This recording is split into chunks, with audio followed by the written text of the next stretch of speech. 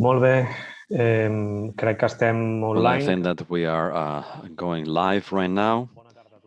Good evening, everyone. Good evening to those of you who are watching us via Zoom or through our YouTube channel, and good evening to our distinguished guests. I would like to thank you for being here and for being available. I will quickly introduce the workflow this event will have. As you could see, we are starting a new debate in the cycle of Red-Green Dialogues of the year 2021. And here, what we wanted to do was to start with a debate connected to food intake in the widest possible sense. Food is a cross-sectional topic, and we have experts that can talk about it in different fields. On a European dimension or a local dimension, and also speaking about the different dimensions that food policies may have in policy, in distribution, in production, having to do with sustainability or having to do with what we eat and its connection with quality and health, a very wide concept that we believe is important to cover. Who will talk to us today? Well, we have the different guests, though we have a person who cannot be here with it's Amaranta Herrero just sent us an email saying that it would be impossible for her to participate due to health problem, something not too serious, we hope. But those of you who are here and that are in top shape are the following, and I will follow the order of participation. We have Francisco Guerreiro, a Green MP, the European Parliament member of the Agriculture and Rural Development Commission. Francisco, muito obrigado for being here. Thank you. Secondly, we have Raimon Roda, the head of Green Services and Green Infraestructures of the Metropolitan area of Barcelona. Thank you for being here. Next, we have Mireia Barba. She is a member of ESPIGOLADORS. Thank you for being here. And finally, we have Ferran Berenguer, a responsible person of eco agriculture of Unió de Pagesos, the union. Well, in order to help structure so many ideas as we will have, we sent our speakers a script with 3 questions trying to structure their intervention. First of all, we asked them if they could briefly give us the headlines of the current situation, where we are standing.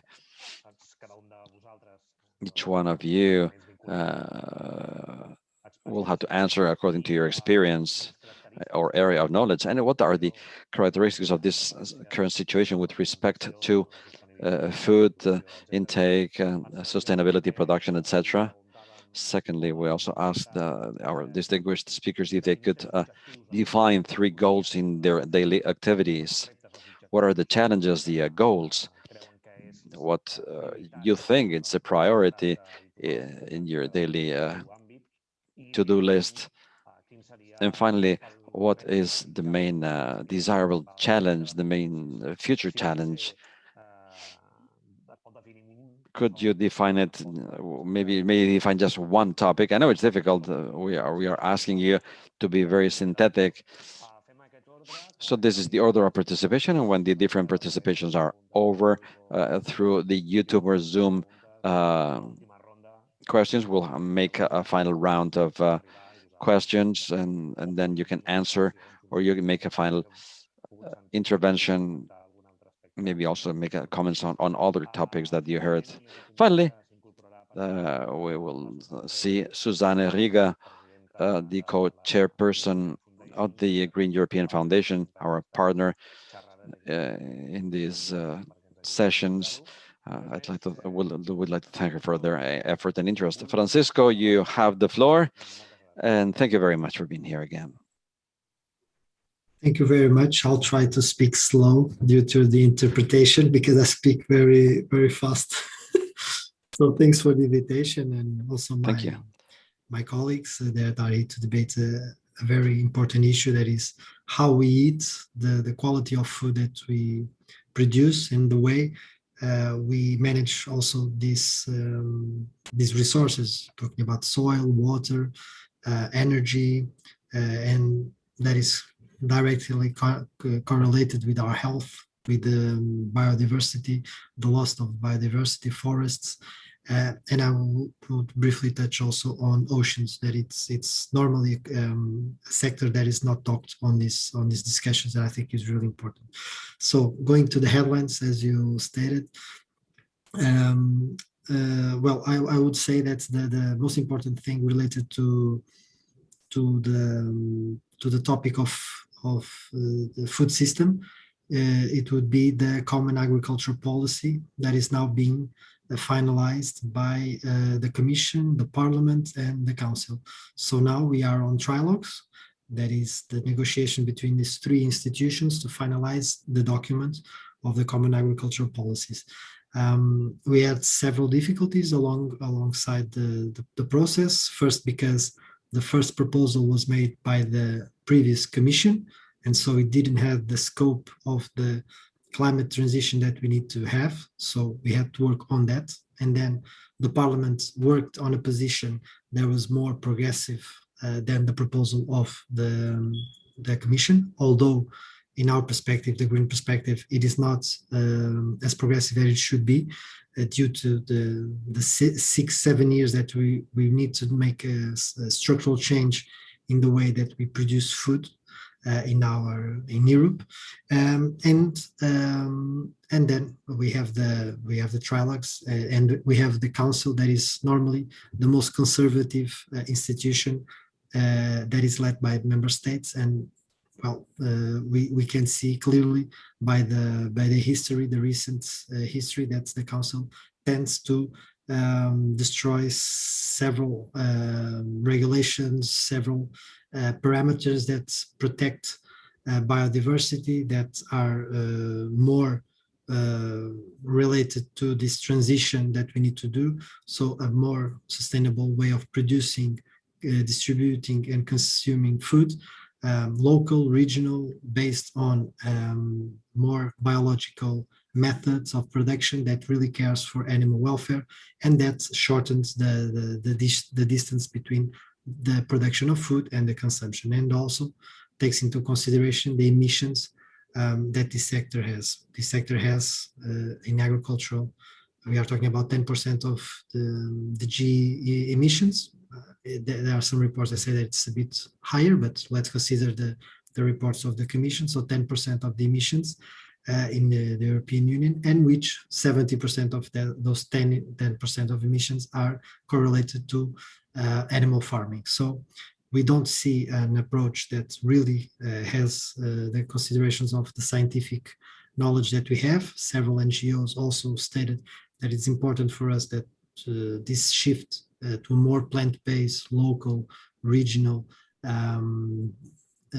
biological way of producing food that preserves biodiversity is in place, but this common agriculture policy doesn't seem to fit this purpose, unfortunately. So we are trying to assess we are trying to block as much as we can several positions that put in risk this transition to a sustainable way of producing food.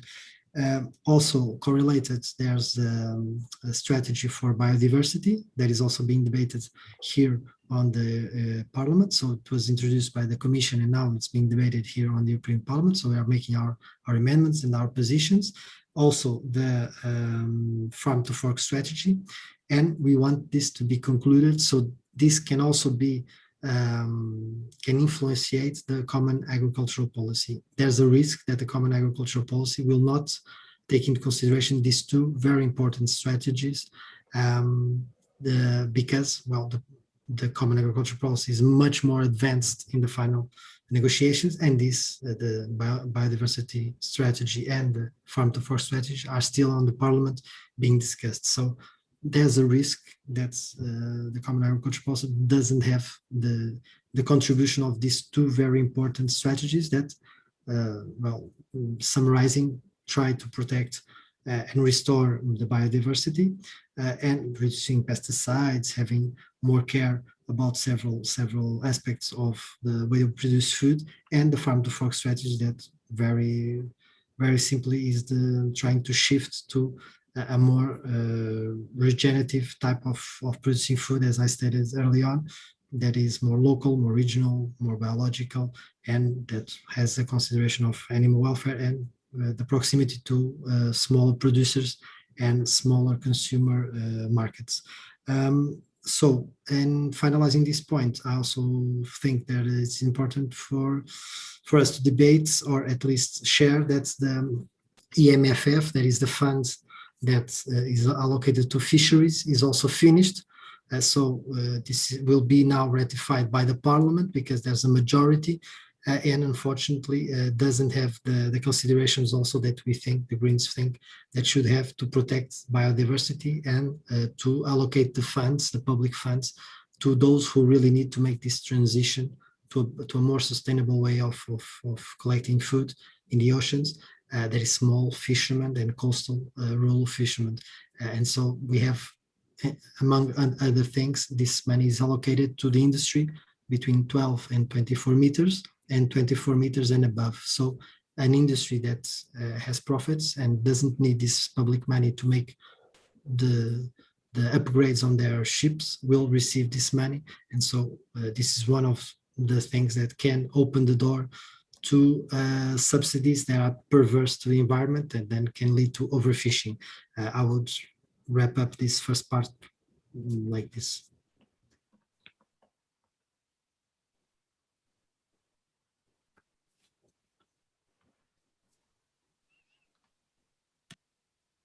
Molt bé, gràcies. Good, thank you very much. Quan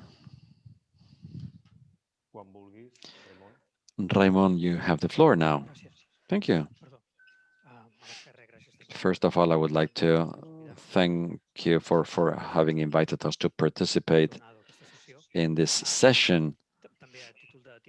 Also, and trying to be very brief, and also from this idea of a metropolitan area in a super-municipal organization, an urban organization in the southern area of Europe, and to frame one of the characteristics without talking about all the possible characteristics of our food industry. One of the characteristics is the lack of control or lack of regulation or public policies about the urban food system.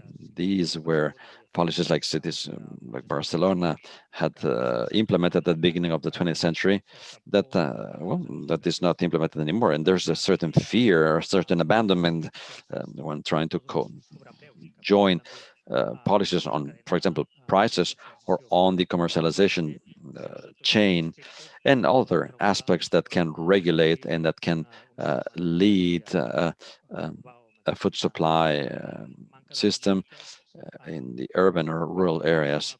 So we're lacking policies to compensate the current system. We are lacking egalitarian attitudes, egalitarian policies, the right to food, the right to universal food access, and also this will affect prices, producers, but it will also affect other territories. We have impacts that a certain type of distribution may be affecting close or nearby areas or distant areas. One of the characteristics, as one of the headlines that we could include into this system, is that there's been a certain abandonment of public policies about the food supply system. And this has an effect on the fact that when some of the measures or actions are being implemented, well, we see that they are not very isolated. There's not a common strategy. And even inside the administration, we realize that food supply has not been a priority. Having access to a good health healthy supply of food is not so evident.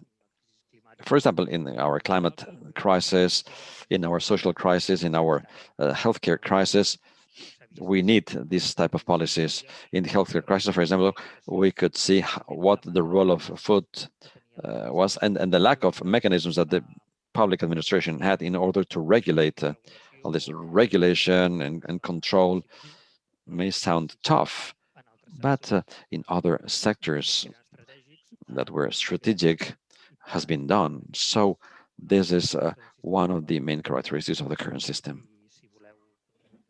Maybe later on we can continue. Thank you. Molt bé. Doncs, Well, very well. si et sembla, Mireia, Mireia, it's now your turn. We need you to activate the microphone.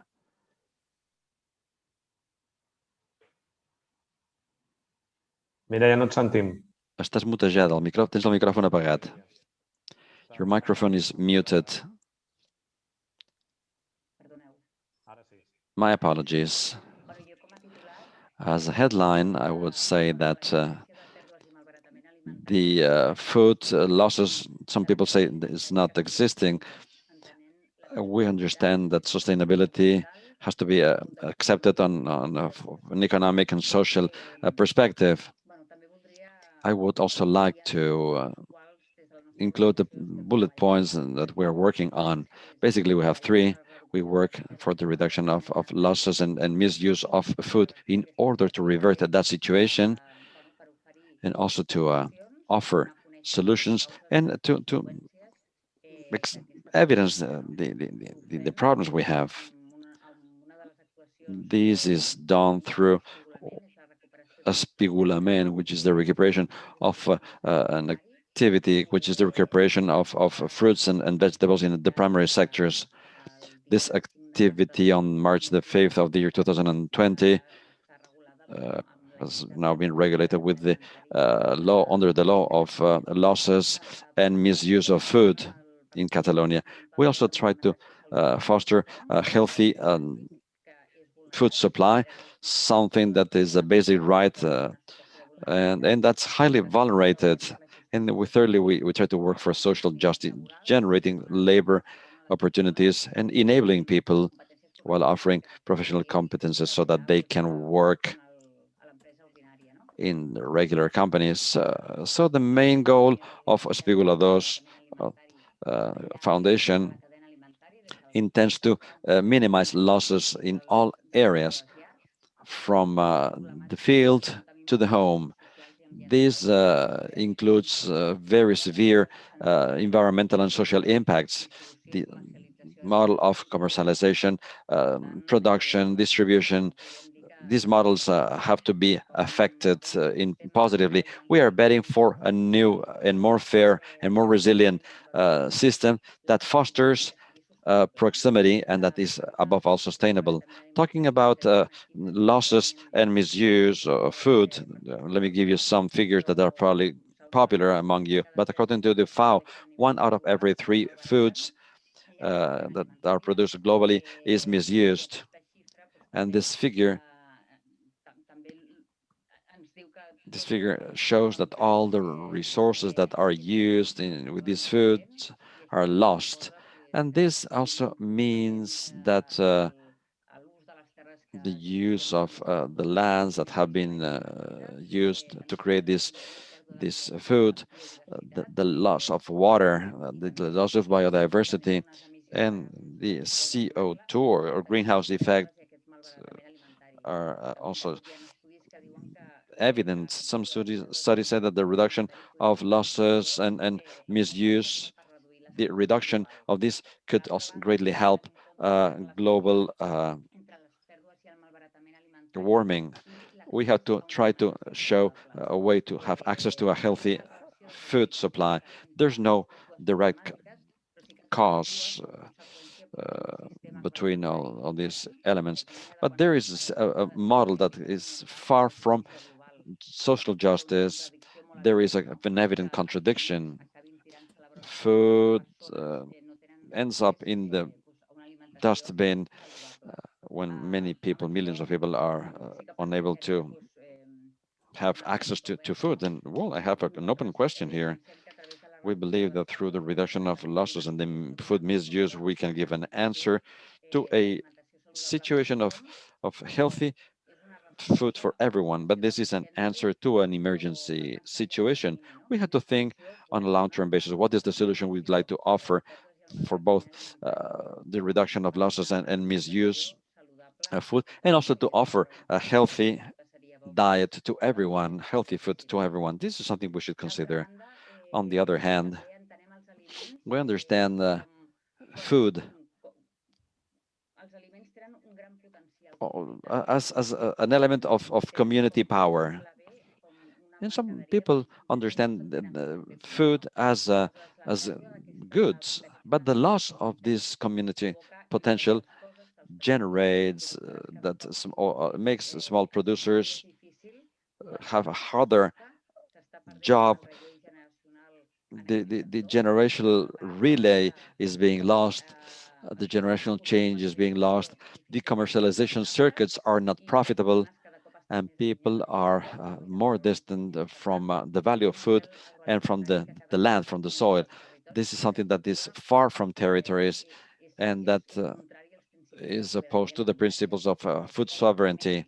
And this distance and the lack of, or the impossibility to understand that the food is a universal right, well, generates well, losses and misuses. And in order to put an end to this permanently and on a long-term horizon, we will have to create a local production, distribution, and consumption strategies.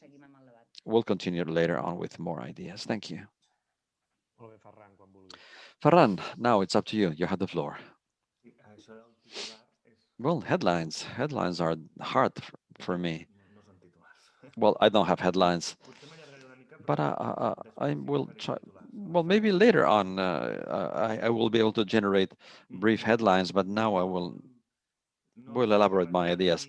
I'm not able to define what's happening to us. I will talk to you about eco agriculture, and sustainable is a blurry concept for me, and I'll tell you why.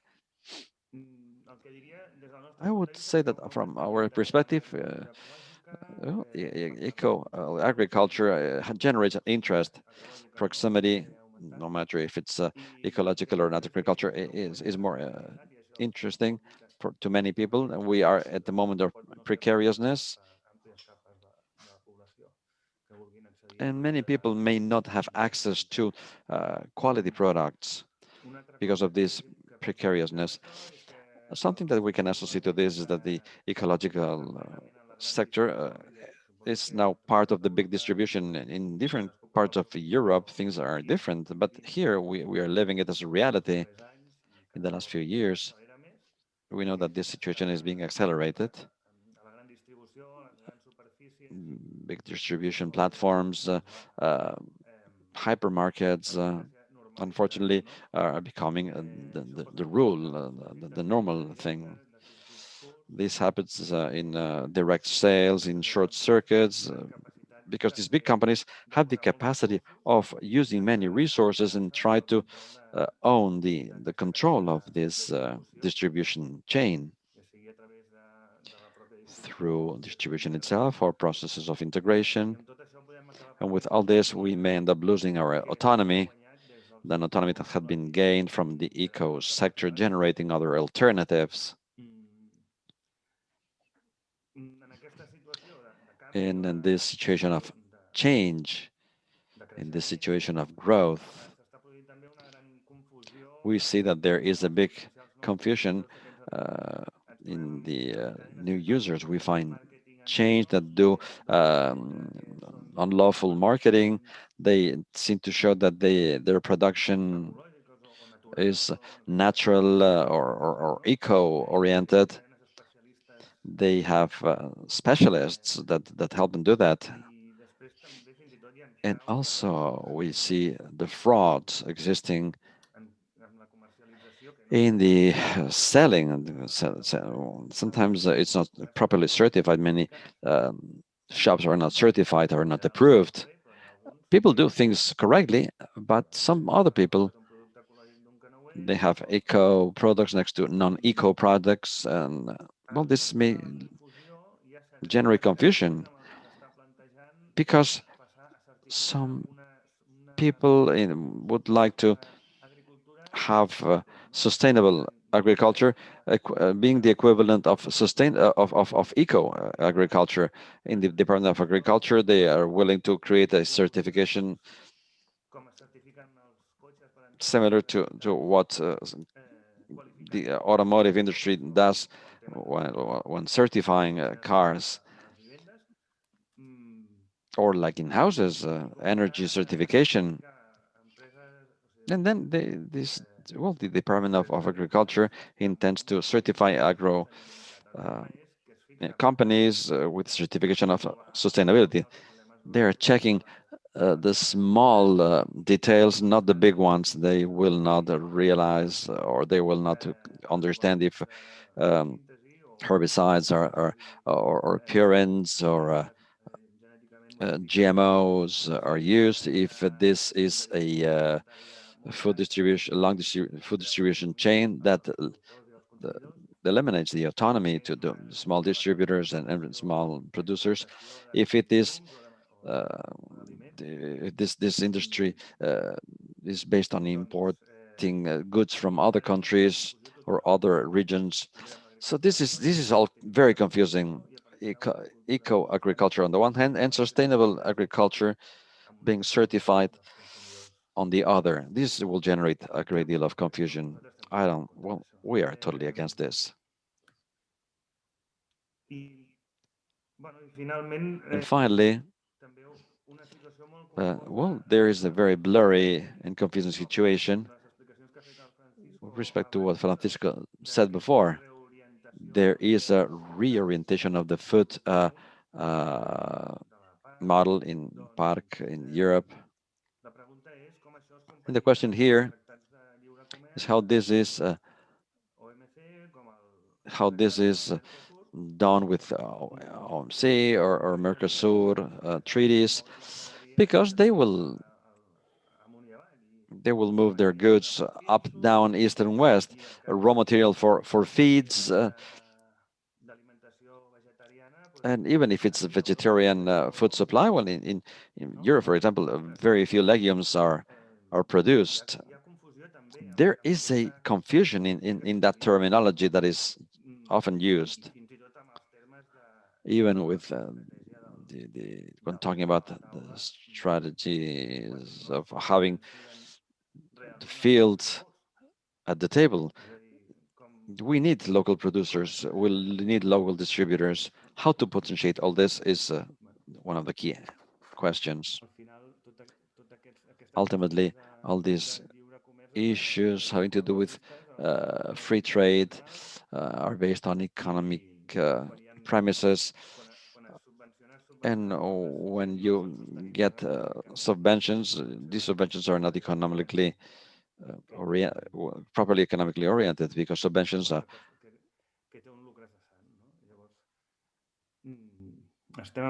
Well, we are facing many contradictions.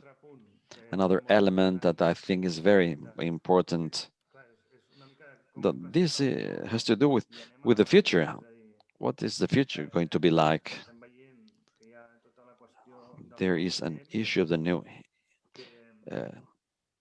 EGMs.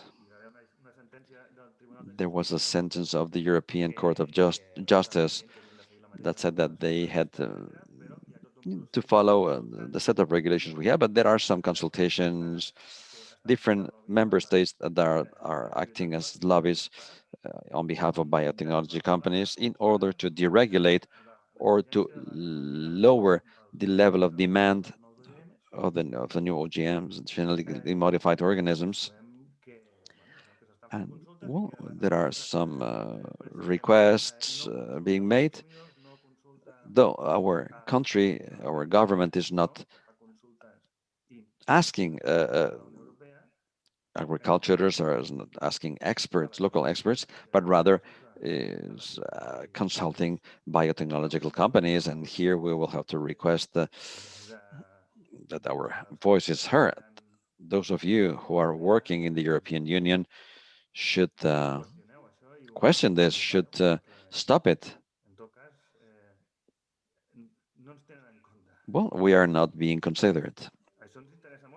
This is interesting for us because there's a danger of contaminations that now the new GMOs are not detectable, and if they reach the fields, they will be part of our food chain without us realizing, and it'll be difficult, if not impossible, to determine what is GMO or from what is not GMO, what is contaminated from what is not. But this also means a danger of privatization of the genetic resources, and this is the future of food production. Well, through these new technologies, new genetic characters can be created and patented as well, innovations, and this can be used to become the owners of the cultures that have been traditionally created, though not developed traditionally. And this will allow these big companies to become the owners of some food patents, and this would be becoming the owners of the well, this would be like, stealing the ownership of the land from the rightful owners. And well, I'll stop here. Later, I will tell you what we are doing right now. Okay, well, thank you so much. We did the first round of questions. Let's do a second round. Maybe you could tell us what are your priorities, maximum three, what you believe is what you're doing in your daily work, in your sphere of work. So we'll follow the same order as before. Francisco, you have the floor. Thank you. Thank you, and thank you the other speakers for their very summarized presentation, really relevant to understand these different realities, especially at a local level and regional level is very important. Just before I set my three priorities, just let me just make a comment to Mireia that I do agree that it's very important for us to reduce the food losses, but also to educate citizens that we need to reduce the amount of meat and dairy products that we nowadays consume, because that's also that is connected to a huge footprint, carbon footprint, water footprint, and also the emission of greenhouse gases. And so this has to be interconnected with this approach of reducing the losses in the food system, but educating citizens to tend to have a more plant-based nutrition.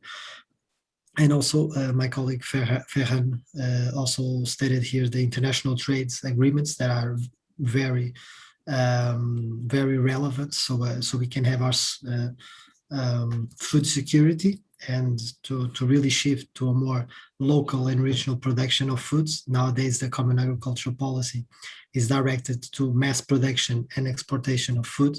And as Mireia said, we don't really have a problem of food because we waste 1/3 of our food here on the European Union. So we have to really shift this paradigm, but unfortunately, this continues this model of exportation. And that, I would say, that is one of my priorities, the negotiation of international trade deals that influentiate directly the way we eat and our also public health system, because it's all interconnected. And so I've written to the Portuguese presidency in the Council of this European Union, that is now the 6 months that is being led by the Portuguese. I wrote a letter trying them to reopen the Mercosur trade agreement, so it had bounding agreements that would protect the indigenous communities, the social rights of the workers, and also the companies that have a green perspective, and also the guarantee that the deforestation would end and we would start to regenerate the Amazonic region. I didn't have a reply as usual, so but the pressure maintains. It was not received well by the powers at be, but so I would say the international trade deals are very important, and also that it's not directly correlated to the way we produce food and the way we eat in Europe, but it's directly correlated to our liberty and to our democracy. The trades, the comprehensive agreements on investment with China, that is also being pushed by the other political parties. It puts into risk our European democracy, and so I'm very vocal against that. I would say the other two big priorities on this level. I would say that to end the subsidies to factory farming, intensive factory farming that still occur and probably will occur with the common agricultural policy. Also, and it's correlated the end of subsidies to bullfighting, because it's on the same page, and the possibility for us to shift to a more plant-based diet and to help farmers, help the local communities to have these European funds to make the transition to this type of production of food. And I would finish with one priority that is more ethical than a priority because it has big emissions or it's fundamental. It changes Europe, but I would say that for me the end of the transport of live animals, especially to third world countries, it's one of my top priorities, because the European Union is the main exporter of this type of animals to outside. Francisco, we cannot hear you well. I think something got disconnected.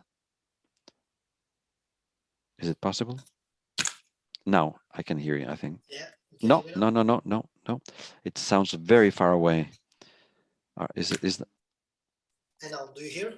Okay, more or less. Okay, sorry.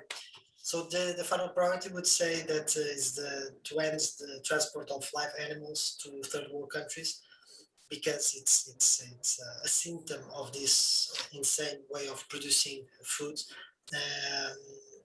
and doesn't really go in the way that the European values should be. And the European citizens say that 86% in the last Eurobarometer say that they want better animal welfare policies, and so the transport of live animals to third world countries, to developing countries, sorry, it's not viable with these values. And so we also have in Spain the problem with a ship that has thousands of animals that were stuck inside the ship and now are being slaughtered for no useful purpose. And so this has to stop, and that's why I work on the committee of inquiry for the revision of the regulations to update this regulation of live animals, the transport of live animals. Sorry. So I would say this is my last priority. Moltes gràcies, Raimon. Thank you, Raimon. You have the floor. Well, to the question of which were the actions or goals that we have in mind, I'll tell you more. One which is global, and from this we will have others. The Metropolitan area has approved an action plan for sustainable food 2020-2023. This is framed on the one hand inside the Milano Agreement, what the Metropolitan area will be signing on behalf of the Metropolitan area as an area of communication for all 38 municipalities that are part of the metropolitan area. Some of them have signed the letter. Barcelona signed it 2-3 years ago. Therefore, the framework of the Milano Agreement is respected, and also the coincidence of the fact that this year, 2021, Barcelona will be the world capital of sustainable food. So during the year, we will have different events, and I'm trying to substitute one of the persons that is missing here. During 1 week, the month of October, will be holding a summit with the cities that signed the Milano Agreement. This unchained a set of actions during this year, both in the city of Barcelona, as well as in collaboration with the metropolitan area and the Metropolitan Strategic Plan, so that these actions, this capitality, is shown in the metropolitan area. So, considering this capital of this world capital, we have also approved the letter of sustainable food supply.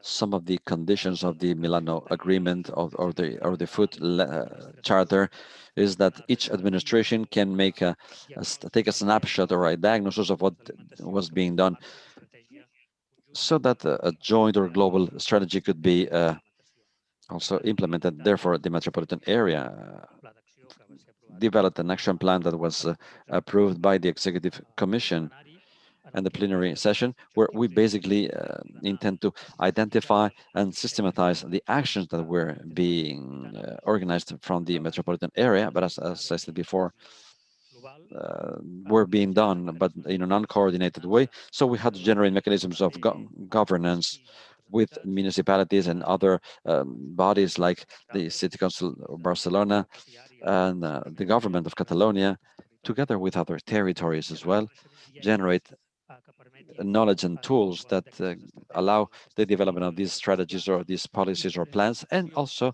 actions that allow us to have an incidence on each one of the food chains. We detected 5 areas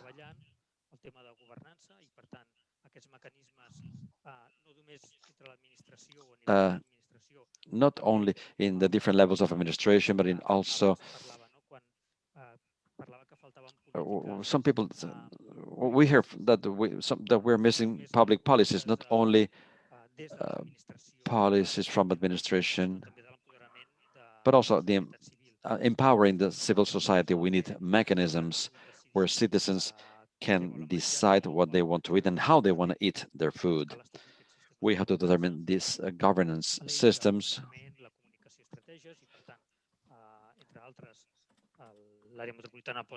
The metropolitan area is creating an observatory of food production. Other than having generic knowledge, we have to know where we are heading to and what is the impact of our policies, territorial structuring, urban planning, and infrastructures connected to food creation and supply and production and supply. In the metropolitan area is creating a new action plan covering these 38 metropolitan municipalities. And this plan should include food as an access not only to preserve farming soil to produce food. Actually, we may have the food supply as one of the elements to be considered. Delta del Llobregat is a food production area. It is an area of powerful food supply, but we also have other areas in Collserola mountain that includes farming, fire prevention, ecostructures. So it's not just supplying proteins and other food elements, but it plays a patrimonial role, an environmental role. It's an environment preservation is also there. And sustainability is very important.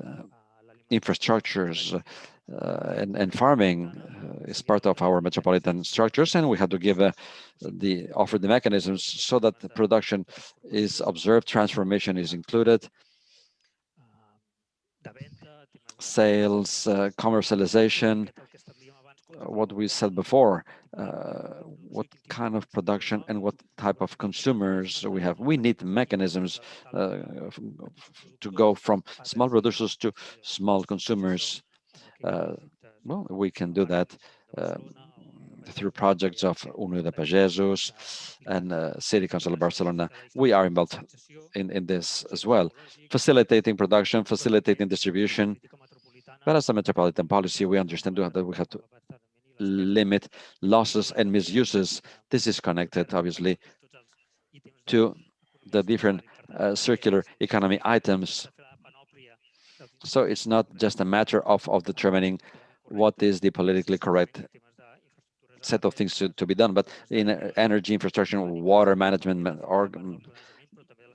organic matters, production, what do we have to do with water cleaning resources, healthy diets in the metropolitan area. We have some actions that are being developed, and also to develop a full program around the world capital of food.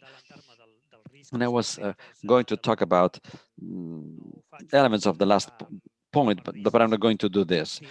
There is a risk, though. We have to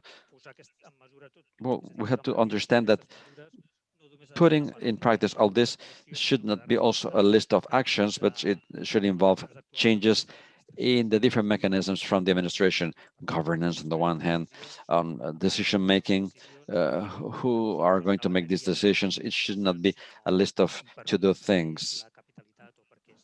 Why this is the year of food, why we have to do things so that our actions last in time. Thank you. Mireia, you have the floor. I advanced our action lines. However, I would like to just include the parenthesis to what Francisco just said. We have to work in order to educate, to be more pedagogical, to generate an awareness, and to trying to find a goal. And the goal is to a change in the attitude of consumers, how we buy and how we consume, because this is the ultimate goal, the change in behavior.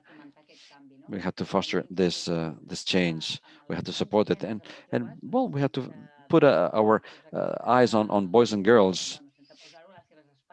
We shouldn't put the monkey on their backs. We believe that investing our efforts in education to be pedagogically correct on these children, they will be the new adults of our society. It is important to put a focus on these young people. Other elements that we're working on, something that I said before,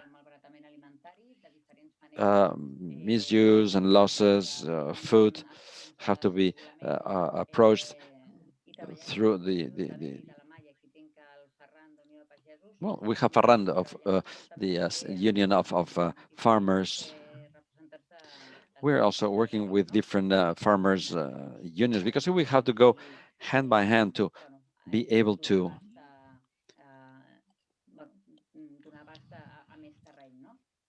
offer our actions to a wider group of people to generate a greater impact. We are working on different projects of loss reduction.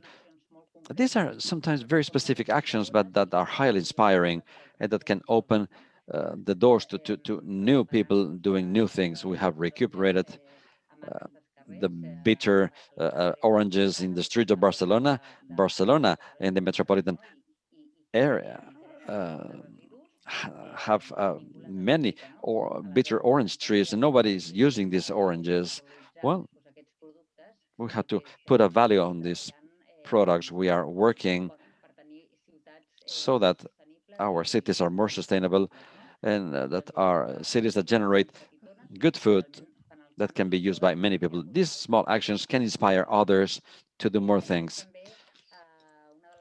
One of the things that we had as a goal was to try to have a national platform to reduce losses and food misuse with different agents in order to create a symbiosis with the joint projects, working hand by hand with others to be able to do some lobbying. If we work in the same direction, if we push in the same direction, we'll be able to generate more changes. And this is closely linked to the fact that the government of Spain announced some time ago that in this past trimester, uh, a new law would be passed to prevent losses and food misuse on a state level. I think that it's a good moment to join efforts with other regions in Spain.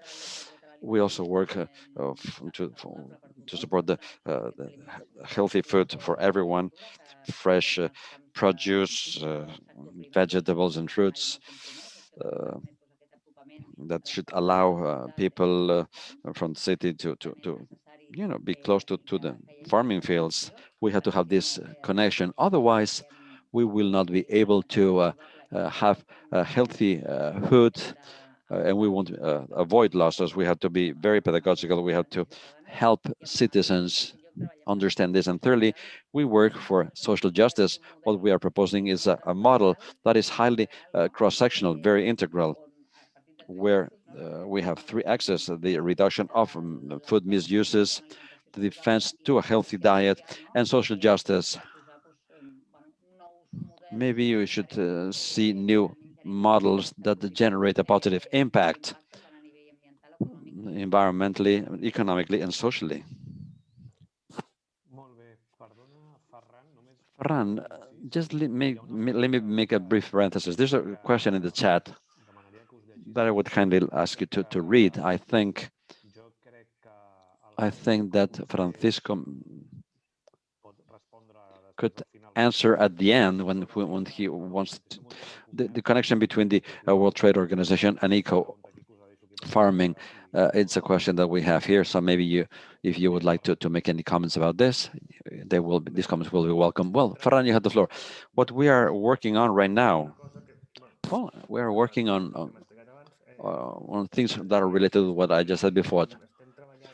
But let me tell you that we are working on a very important area, creating a commercial and logistic structure in Mercabarna, the biomarket area. This is something that was created recently, a warehouse of eco foods. We are in connection with the City Council of Barcelona. We are creating an area where we can sell in short circuits or the direct sales of farming products with a logistic support. So centralizing these goods while maintaining a short circuit trade circuit. This will allow us to face this increase of competitiveness so that farming is not pushed to the corner of making a precarious type of circuits, selling circuits. We should centralize whatever can be centralized while taking small steps in the right direction. Another element that we're undertaking is to recuperate an alliance with eco-consumers. This will help us to work on other areas as well. We are working on fraud, as I said before, and the issue of genetically modified organisms and these attempts of deregulation and access to vegetables and fruits should be more reliable. We should see how this issue will be implemented and being able to produce our own seeds and selling the seeds as farmers that we are. And that's it. Well, fine. Thank you. Let's go to the last round where I asked you to tell us your most relevant future challenge in each one of your areas. And I'm sorry to abuse you by saying that I would like to ask you to be very synthetic. Could you maybe talk about the impact that COVID has had in food production and distribution? We have all noticed that something has happened as consumers or by seeing production and distribution. Do you think that this, uh, connected to the future, do you think that this has left any improvement, or do you think that this is generating more difficulties? How is COVID affecting our food consumption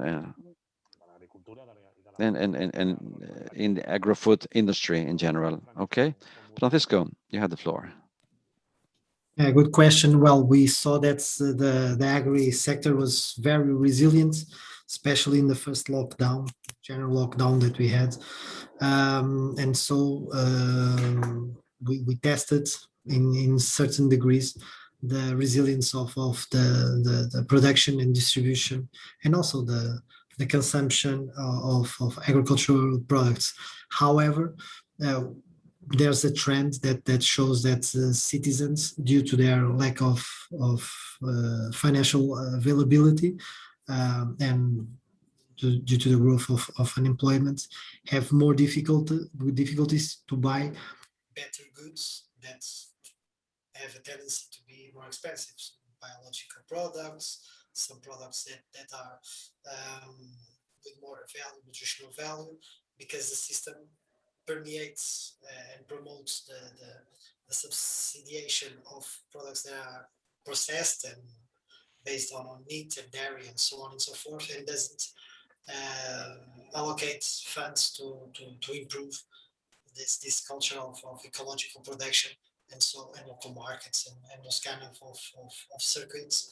And so we see now that there's a trend for citizens that well, they buy what they can, and unfortunately in the markets the most accessible goods are the ones that are processed. They are not even not from the European Union, so they are imported. And so that there's a trend that it needs to be shift, and that trend is shift if the national and the European policies are adapted to help producers and to help the distribution of good food more locally, and so the price can be lower, and the other products are higher. If you don't subsidize as you subsidize the meat and dairy industry, for sure the products will be this cheap, and they will internalize all the costs, the environmental costs, the social costs, and then by the laws of the market, if the price is higher, well, they don't consume as much. So we really have to make the shift, and that's why it's very relevant for the common agricultural policy with the two strategies, the biodiversity and the farm to fork, to be applied. Even though we don't think that would be a game changer, but at least if this approach to more local, more biological production, more sustainable, would be improved, it would be a good help. And regarding to the question of World Trade Organization, yes, there are some areas that cross with the common agriculture policy, and that promotes more eco-friendly types of production. But in the end, if the nation states, the member states, sorry, want to improve their production of healthy food, they can. So they are not that restricted. And so if they have a good national policy that integrates regional dimensions, well, they can have a really, really relevant role on feeding the community in a good way. And so sometimes we are waiting for the big umbrella of the bigger institutions, but at the local regional level, we can do a lot of good stuff. What I see is we lack the political will.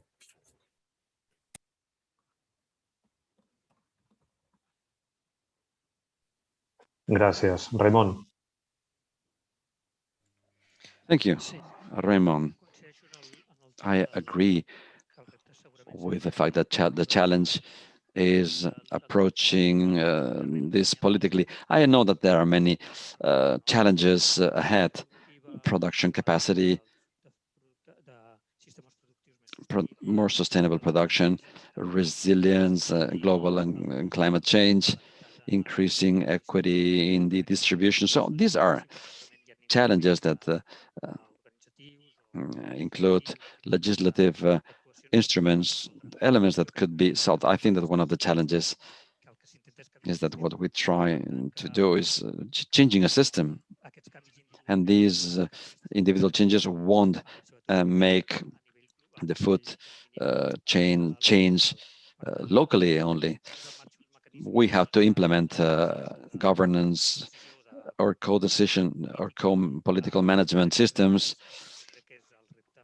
and this is the biggest challenge, that this should be a perennial change, a permanent change. The COVID crisis, the healthcare crisis that we are suffering at one point has underscored the importance of the production and food production sector, or the access to a healthy food or a healthy diet. So it has evidenced the fact that food can be an element of cohesion of different agents or policies. Maybe this is implemented in Barcelona through some policies in the or through the metropolitan area. Things that seemed impossible, that like producers, distributors, public administration would join efforts to face this food crisis, and things worked. This could be the embryos of new strategies, new policies, of new alliances for a future. I believe that each one has decided to accept a challenge. My challenge is not just a matter of coordination, but it's a matter of building joint policies and a new role that citizens must have in this building. We need to have mechanisms. We need to believe things so that in a more democratic and participative way we can grab the reins of our food policies, so that they can permeate all other policies, as I said before, planning, and not only planning, but redistribution, sector organization, etc. Thank you. Good. Mireia, you have the floor. The big challenge we have ahead of us is the change of the food system. This is a very good year. Barcelona, world capital of food. We are working on a food strategy from public administration. Things are being done because they are considering to have all the agents of the food chain. All agents should participate and should co-create this strategy. This will give rise to a change in our current model. And I believe that this is a very positive situation, that things can happen. And on the other hand, the COVID-19 situation generated two possibilities, or two situations. When the alarm state was declared, there was the food industry, in general, and all production sector in general was active. They are the big heroes, other than the healthcare sector heroes. Well, the producers had an evident role, the role of feeding the population. I don't think this could have happened under a normal situation. So, as a positive element, well, I think that making visible the production sector is a very important. And on the other hand, when you live a crisis, the capacity of being reinvented is very necessary. I believe that in this aspect, both the primary sector and other sectors, the primary sector has been reinvented very quickly, creating short commercialization channels, online selling. All this has been accelerated through the alarm state. This has been positive, I think, and this has given rise to many, many changes. Thank you, Ferran.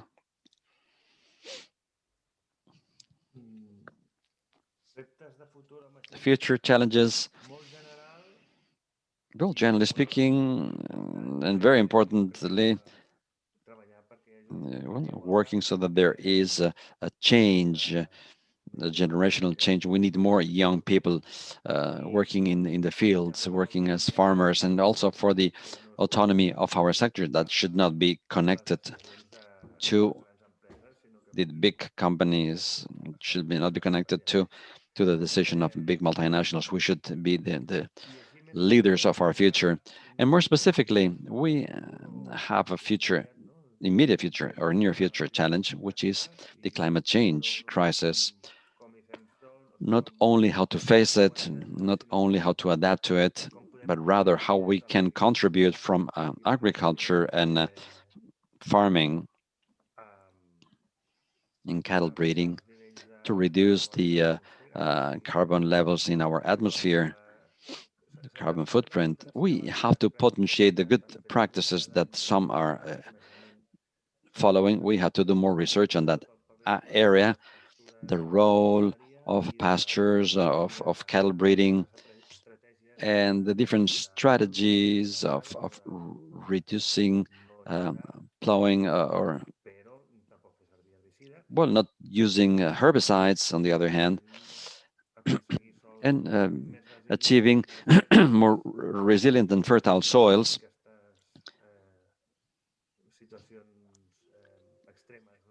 avoiding some extreme situations that we go through every once in a while, and also working on this issue, rejecting the marketing of emissions. We shouldn't be the ones that well, we're not the ones that are doing the best job because we are eco-friendly. Rather, we are working on the field. We are working on the area that generates global warming, and we have to avoid global warming. Good enough. Thank you very much to all of you. I think that Susanna is about to join us. I would like to thank all of you for your participation. Here we have Susanne, and after listening to you, well, feel like generating more debates. When we talk about food production, we are talking about policy that covers all levels, local, European. They all have to be coherent. And secondly, our crisis may not sound good, but if we learn something from the crisis,